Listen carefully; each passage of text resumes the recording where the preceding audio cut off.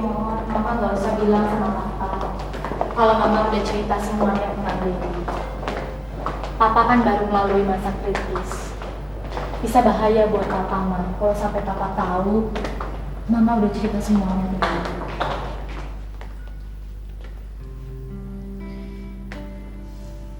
Kenapa, Ma?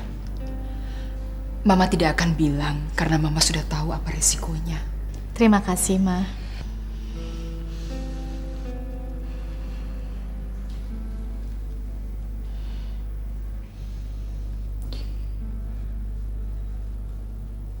Ada apa lagi, Ma? Jangankan Papa, Mama yang sehat begini saja takut kalau membayangkan harus kehilangan kamu, Dewi. Mama lebih baik meninggalkan dunia ini daripada harus kehilangan kamu. Mama sayang kamu, Dewi. Mama sayang. Mama.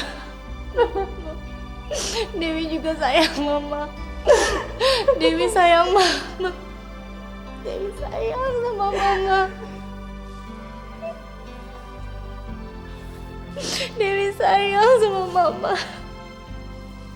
Dewi sayang sama Mama.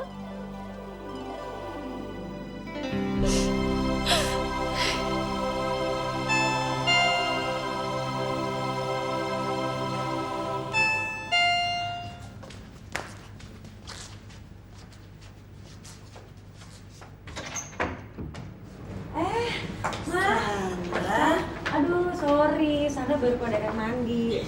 Papa kapan balik, Pak? Nanti pagi. Mana Raja? Lagi tidur.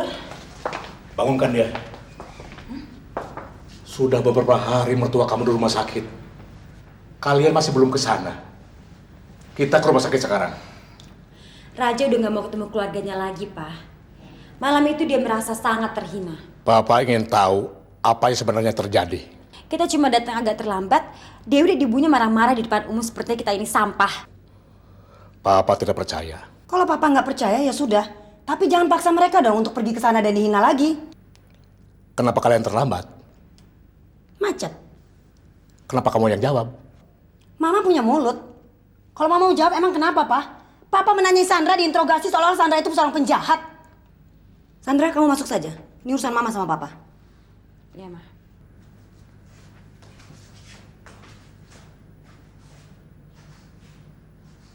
Kamu sudah melakukan kesalahan besar dalam mendidik anak. Sampai sekarang, kamu sama sekali tidak berusaha memperbaiki kesalahan kamu itu. Papa tidak usah berfalsafah. Papa mau cari muka kan? Sama Baskoro yang kepala batu itu? Kita tidak ada yang mau pergi. Papa aja yang pergi sendiri.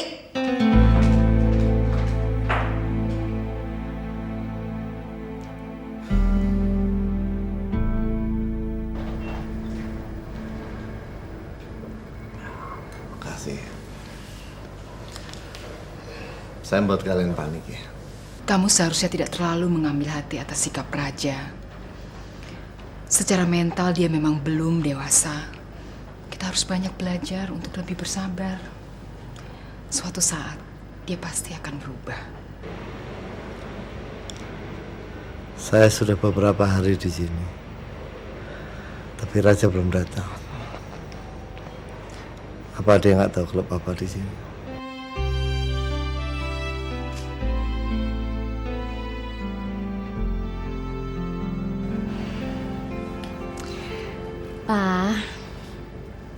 Papa kalau sayang sama kami, Papa harus cepat sembuh.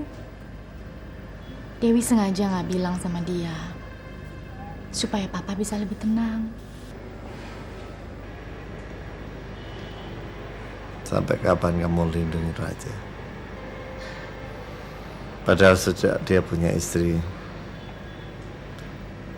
dia sudah bukan bagian keluarga kita lagi. Kalau kalian ingin saya cepat sembuh,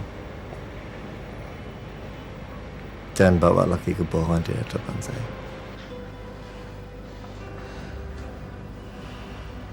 Pa, Papa juga harus janji. Sementara ini Papa nggak usah mikirin Raja dulu, ya? kita juga harus kasih waktu sama dia supaya dia bisa belajar dari kesalahannya. Sekarang papa harus lebih mikirin diri papa sendiri. Ya.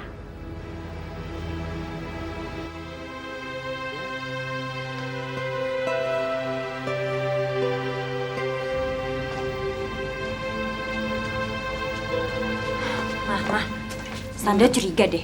Pasti papa akan ngomongin kita di depan mereka untuk cari muka.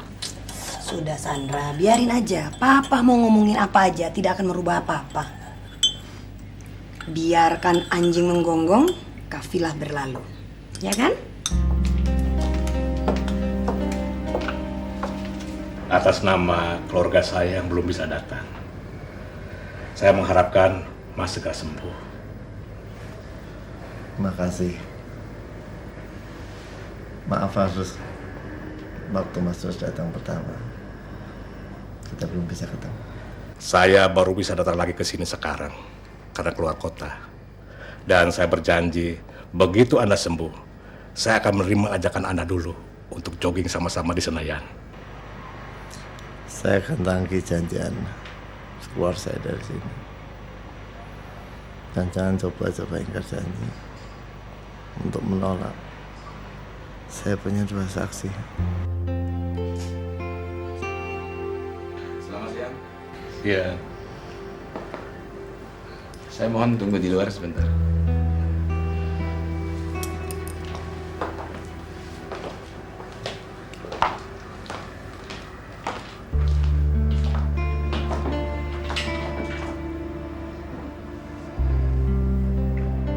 Saya gagal mendidik anak saya, gagal membimbing istri saya. Dan kegagalan itu juga telah membuat saya tidak bisa mengajak mereka datang ke sini sekarang. Nggak apa-apa. Kami sangat menghargai perhatian Mas Rudianto yang mau meluangkan waktu untuk memberikan dukungan moral kepada kami. Khususnya untuk suami saya. Apa yang saya lakukan tidak sebanding dengan kegagalan saya mendidik keluarga. Sehingga kegagalan saya itu telah memberikan pengaruh yang tidak baik terhadap keluarga Mas Baskoro. Om gak usahlah nyalain diri Om sendiri. Suatu saat yang namanya kebenaran pasti akan menerangi hati manusia yang gelap karena emosi. Mungkin doa kita bisa membantu mereka dari kesalahan mereka, cara mereka memandang dari kehidupan. Saya sangat iri kepada Jeng dan Mas Baskoro. Kenapa Tuhan hanya memperkaya kalian berdua dengan permata seperti Dewi ini, sedangkan saya tidak?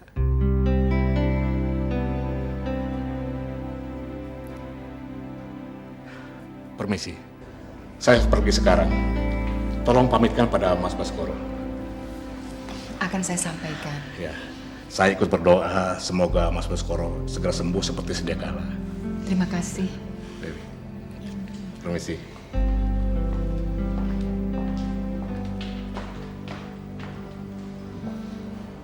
Mudah-mudahan Om Rudi kasih pengaruh yang baik buat Raja. Kamu mengingatkan Papa untuk selalu tidak memikirkan Raja dan harus memikirkan dirinya sendiri. Sekarang kenapa kamu tidak memikirkan diri kamu dan masa depan kamu? Masa depan saya sudah jelas, Ma. Saya akan tinggal di rumah mewah dan tidak perlu memikirkan masalah pembantu.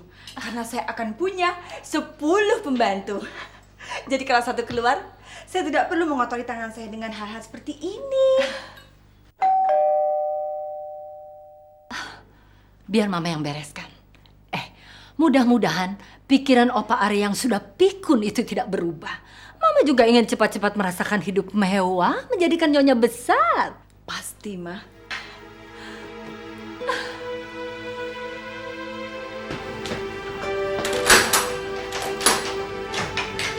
Hai Arya. Halo. Hai. Ini contoh undangan pernikahan yang kamu minta. Kamu pilih salah satu yang paling bagus sih.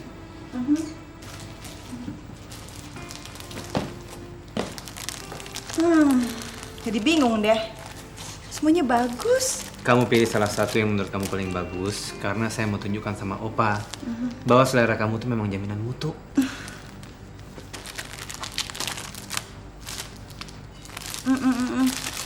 Ini kayaknya paling bagus deh. Ya. Yang ini.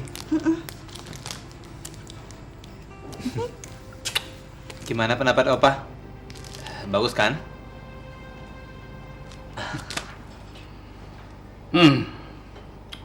Apa artinya pendapat Opa? Toh pendapat Opa tidak ada pengaruhnya terhadap pilihanmu. Kelihatannya Opa masih belum ikhlas untuk menerima Ami sebagai calon istri saya. Arya,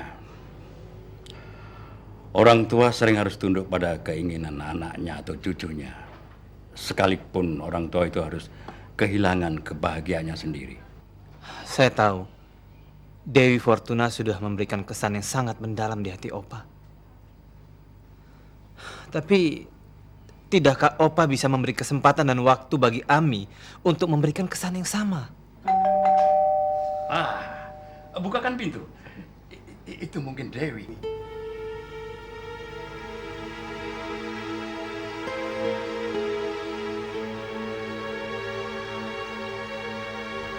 Kenapa kamu kaget? Opa panggil dia ke sini. Dewi berhak datang ke rumah ini kapan saja tanpa harus diundang atau dipanggil. Kenapa? Kamu takut berhadapan dengan kenyataan. Kenyataan apa maksud Opa? Kenyataan bahwa Dewi bukan hanya semacam ruang hampa yang hidup dalam masa lalu kita. Dia sudah menjadi bagian dari hidup kita, Arya. Bukakan pintu. Hadapi dia dengan sikap gentleman. Ayo. Ayo.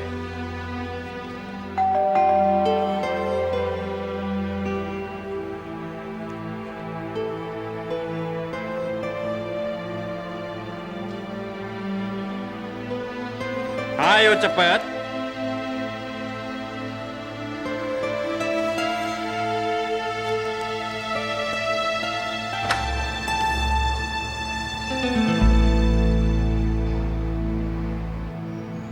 Loh, reaksi kamu kok aneh? Kamu sedang menunggu orang lain? Enggak Om, saya pikir bukan Om Iqbal yang datang. Ayo Om silakan. Bapak kamu sedang apa? Yang pasti pagi ini saya tidak menunggu kunjungan dokter. Saya datang ke sini bukan untuk mengunjungi kamu. Saya hanya kebetulan lewat dan mampir untuk minum teh. Kalau di sini harga secangkir teh kan tidak terlalu tinggi. Opa, saya permisi dulu ya. Om, permisi. Hei Arya, Opa melihat kamu begitu lega. Seperti seorang petinju yang tertolong oleh bunyi bel. Saya memang ada janji Opa.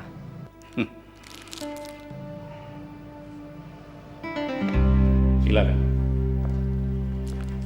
Arya telah memperlihatkan contoh undangan ini untuk mendesak saya secara halus supaya saya mengizinkan dia menikah dengan perempuan pilihannya. Surya, walaupun kamu tidak sepenuhnya dapat menerima Ami sebagai istri Arya, tetapi karena kamu telah memberikan persetujuanmu, sebaiknya jangan kamu perlihatkan lagi kepada Arya tentang ketidaksenangan kamu atas pilihannya. Apa yang kamu katakan memang sama sekali tidak salah. Tapi hati kecilku merasa bahwa Arya melakukan kesalahan yang fatal dalam hidupnya karena tidak memilih Dewi sebagai istrinya. Ini bukan lagi masalah apa kata hati kecil kamu, tapi ini merupakan masalah jodoh. Dan perjodohan adalah salah satu rahasia dan hak prerogatif yang hanya dimiliki oleh Tuhan. Ya, saya tahu. Mungkin saya bersikap begini karena saya sangat menyukai Dewi. Saya menyayangi Dewi. Saya merasa kehilangan dia. Waktu kamu memencet bel pintu tadi, saya mengharapkan Dewi yang datang. Kenapa kamu tidak coba telepon dia? Mungkin dengan menelpon dia, rasa kehilangan itu akan berkurang. Dan kamu akan semakin bisa menyesuaikan diri dengan pilihan Arya. Arya tidak memberikan nomor teleponnya kepada saya. Dan rupanya Dewi juga dilarang Arya untuk memberikan nomor teleponnya kepada saya. Dan dengan cara saya bisa mendapatkan nomor telepon Dewi dari Arya. Oh iya.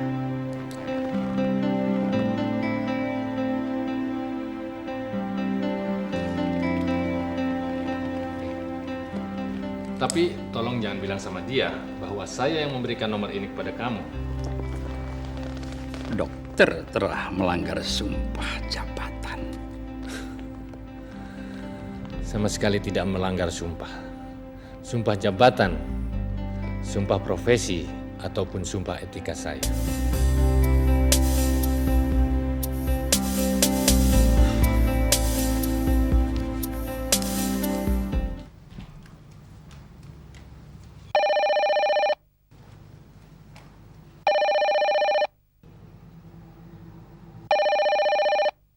Biar saya yang angkat. Halo, selamat pagi. Pagi, bisa bicara dengan Dewi? Maaf, dari siapa? Dari Surya. Surya Satya Negara. Opanya Arya. Atau bilang saja dari opanya, dia sudah tahu. Non Dewi ke rumah sakit, Pak. Hah? Di rumah sakit? Sakit apa dia? Maaf, Pak. Yang sakit bukan Non Dewi, tapi papahnya yang sakit. Oh iya? Sakit apa dia? Saya kurang tahu, Pak. Di rumah sakit mana? Di rumah sakit Husada. Terima kasih. Terima kasih kembali. Mariam, ketahuan Non Dewi kamu bisa dimarahin. Kan udah dipesan nih sama Non Dewi. Jangan bilang kalau Pak Baskoro di rumah sakit. Yang menelpon barusan bukan orang kantor, tapi kakek pacarnya Non Dewi. Ah, sok tahu kamu. Siapa yang sok tahu? Saya pernah dengar Non Dewi bicara sama temennya di telepon. Yang ndak boleh tahu itu, kata Non Dewi, cuma orang kantor. Om sangat menghargai sekali tindakan kamu untuk tidak memberitahukan orang-orang kantor di mana Papa dirawat. Sebab yang juga perlu diperhatikan untuk mempercepat kesembuhan Papa adalah memberikan waktu untuk Papa cukup istirahat. Apalagi kalau dirawat di rumah. Saya akan berusaha membatasi siapa yang boleh menemui Papa setelah dirawat di rumah nanti, Om. Dan saya juga tidak akan mengizinkan Papa untuk membahas atau mendengarkan masalah-masalah yang berat, termasuk masalah pekerjaan. Kalau kamu bisa memberikan jaminan seperti itu, besar sekali manfaatnya buat Papa kamu. Terima kasih, Om.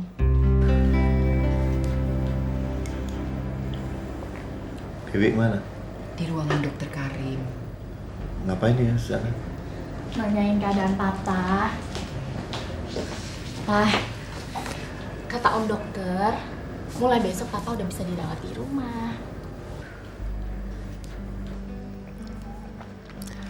Papa bersyukur sama Tuhan. Papa udah bosan. Papa merasa tersiksa tinggal di sini. Tapi Papa boleh pulang dengan satu syarat. Papa harus dijaga ketat dan harus ikutin semua peraturan yang dikasih sama Om Dokter. Termasuk minum obat secara rutin. Iya, ya nggak apa-apa. Yang penting Papa tinggal di rumah. Papa bisa minta perawat. Dewi dong, Pak, yang jadi perawat Papa. Enggak. Mama kan lebih senior. Jadi Mama dong yang pantas jadi perawat Papa. Kamu jadi asisten Mama aja.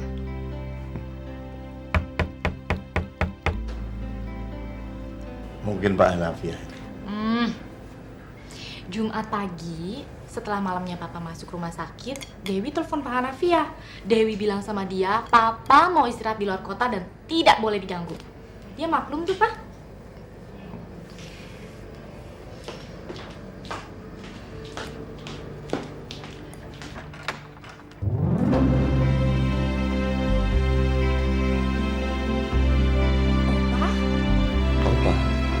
Opa itu siapa?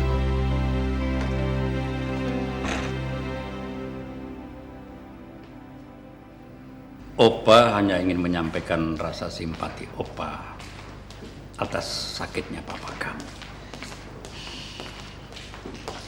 Terima kasih, Opa. Sakit apa Papa kamu? Jantung, Opa. Oh. Opa tahu dari mana ya saya ada di sini? Dunia ini terlalu kecil untuk menyembunyikan kamu dari Opa. Opa seharusnya nggak usah kesini, Opa. Dewi, apakah kamu suka atau tidak suka? Bagi Opa, kamu adalah cucu tersayang. Kamu sudah mencuri hati Opa.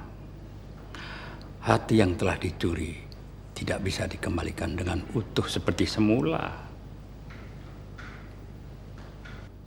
Sudah lama Opa kepingin ketemu orang tuamu yang sangat beruntung karena punya anak seperti kamu. Opa kalau nggak berhenti muji-muji saya bisa pingsan loh, Opa. Kamu memang layak untuk menerimanya. Ya? Sekarang kenalkan Opa dengan orang tuamu.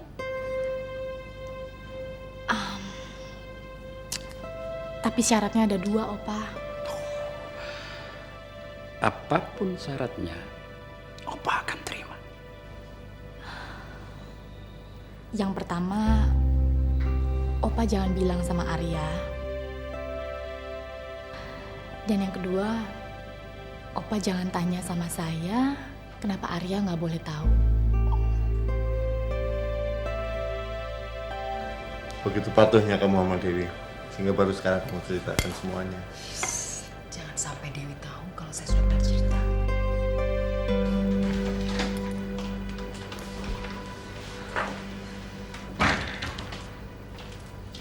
Ma, ini opanya Arya. Saya sudah pernah dengar tentang Opa dari Dewi. Surya. Wida. Dan ini papa saya. Surya. Anehnya saya belum dengar apa-apa. Sekarang Anda tidak perlu dengar lagi. Saya datang untuk memperkenalkan diri sekaligus berterima kasih kepada Anda sebagai orang tua Dewi. Atas kebaikannya yang sangat besar yang saya terima dari Dewi. Apa yang sudah kamu lakukan sehingga Bapak dapat sanjungan seperti ini? Saya nggak ngapa-ngapain, Pak. Opa aja memang yang suka mengada-ngada. Saya yakin Anda akan segera sembuh. Saya pernah mengalami ini. Dan sekarang saya datang ke sini seperti tidak pernah sakit berat sebelumnya. Terima kasih atas dukungan moral ini. Anda tidak ingin tahu siapa yang membantu saya sampai saya sesegar ini.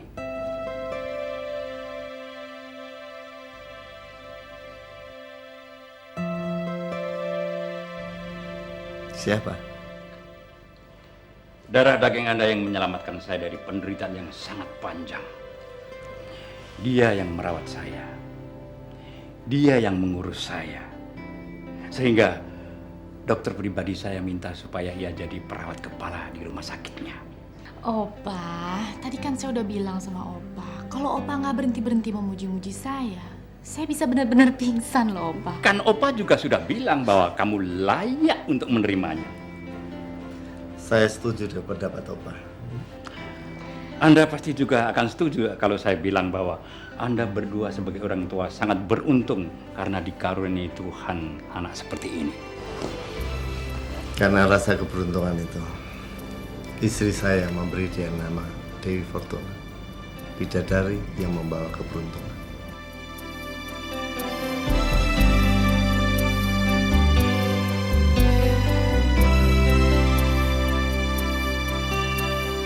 Dewi pasti tersenyum bahagia menghadapi kenyataan papa kamu sakit. Kamu kan pernah bilang sama saya kalau dia itu otaknya cerdas dan lulus jadi sarjana dengan predikat cum laude. Dan dia akan meluluskan sekolahnya untuk mendapatkan gelar magister manajemen, ya kan? Iya. Karena dia bukan orang bodoh. Dia tahu persis bahwa dengan statusnya sebagai anak pungut itu, dia tidak memiliki hak untuk mendapatkan warisan. Dia masih yakin dia masih anak mama dan papa. Setelah apa yang kamu bilang di rumah sakit, dia pasti akan mendesak mama kamu untuk bercerita. Dan mama kamu akan terpojok. Dan gak punya pilihan yang lain. Dari mana kamu dapat kesimpulan itu? Saya merenung dan mencoba menempatkan diri saya dalam posisi anak pungut itu. Lalu saya mencoba menempatkan diri saya dalam posisi mama kamu. Dan kalau saya jadi dia, saya akan mengambil jalan pintas. Saya akan rayu papa kamu untuk menandatangani surat hibah. Lalu saya akan membunuh papa kamu secara halus. Mumpung kesempatan masih terbuka lebar, mengingat sakit yang derita papa kamu saat ini.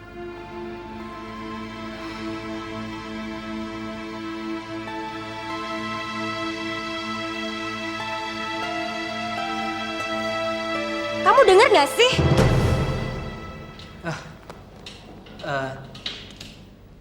Kamu bilang apa barusan?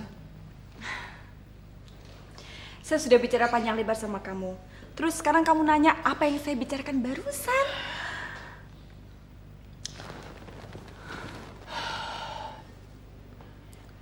Sorry ya. Kamu mikirin apa sih? Opa? Nggak biasanya dia seperti ini. Nggak ada yang tahu dia pergi kemana. Jam segini aja belum pulang. Saya harus pergi sekarang. Duduk dulu lah sebentar. Mami kamu kan juga masih di toilet. Sudah selesai? Yuk. Tante dan Ami harus pergi sekarang. Tante kok nggak minum dulu? Tante ada janji dengan orang yang ngurus catering untuk pesta. Saya ngantar Tante. Terima kasih, nggak usah repot. Ini kan urusan perempuan. Lagi pula Tante sudah suruh taksinya nunggu. Nggak lebih baik tunggu Opa dulu Tante? Tante terpaksa buka rahasia. Sebenarnya maksud Tante kesini ingin numpang ke toilet.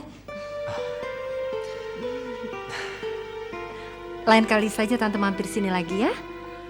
Dan sampaikan salam Tante untuk Opa kamu. Salamnya saya terima. Aduh, Opa dari mana aja sih? Opa barusan menemui seseorang yang berhasil membuat Opa sangat suka, sangat sayang sama dia.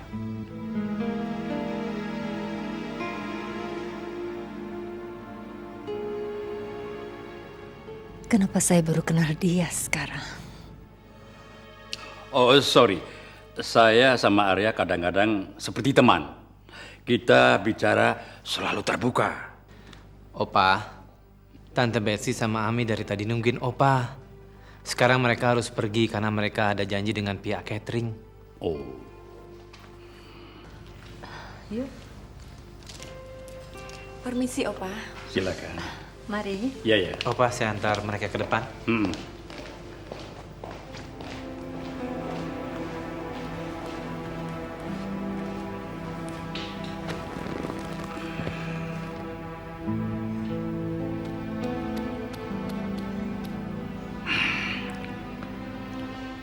Kasihan Dewi. Dia selalu membawa keberuntungan. Tapi nasib dia tidak beruntung. Karena Arya sama Ami mau berpesta ria di atas kesedihan Dewi.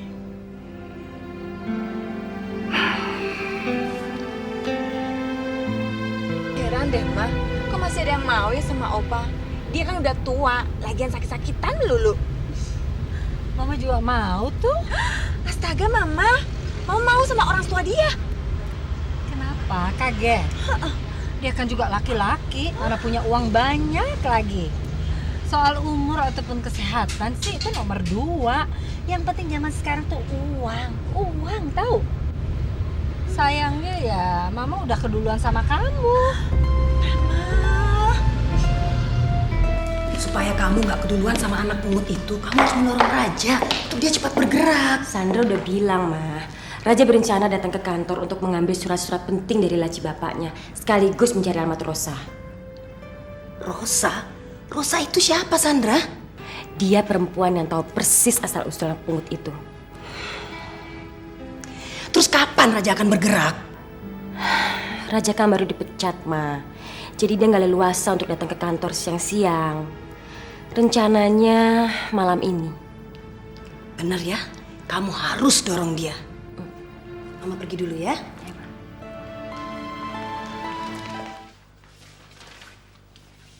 Malam, Pak.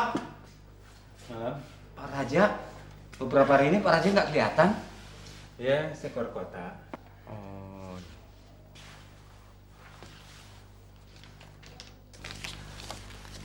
Maaf, ini untuk beli rokok. Aduh, makasih Pak. Ya. Saya ingin mengambil surat-surat yang harus saya tanganin malam ini.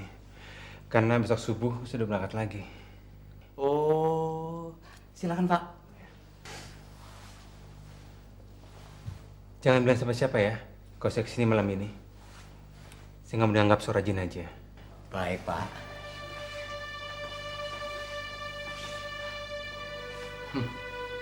Dia kira saya tidak tahu kali kalau dia sudah dipecat. Pasti ada niat tidak benar. Saya harus segera lapor Pak Navia.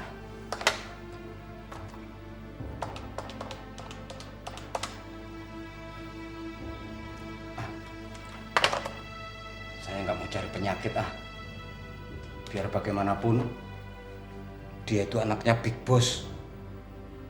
Salah-salah bisa saya yang dipecat. Bodoh amat Di berangkas nggak ada. Gimana ya? Mungkin nggak ya Papa menyimpannya di tempat yang dianggap nggak mungkin.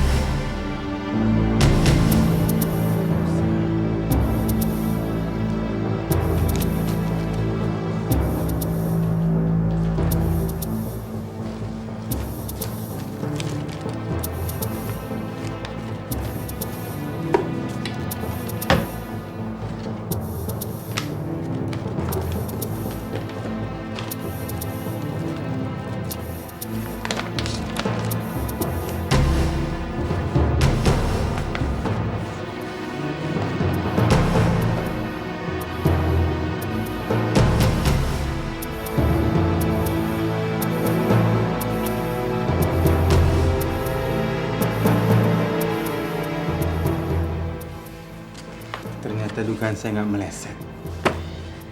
Ini surat wasiat yang ditulis Papa.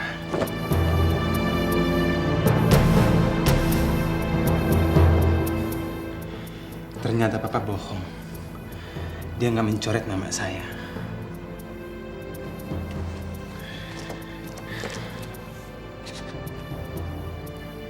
Dan 50% warisannya tetap diberikan kepada saya.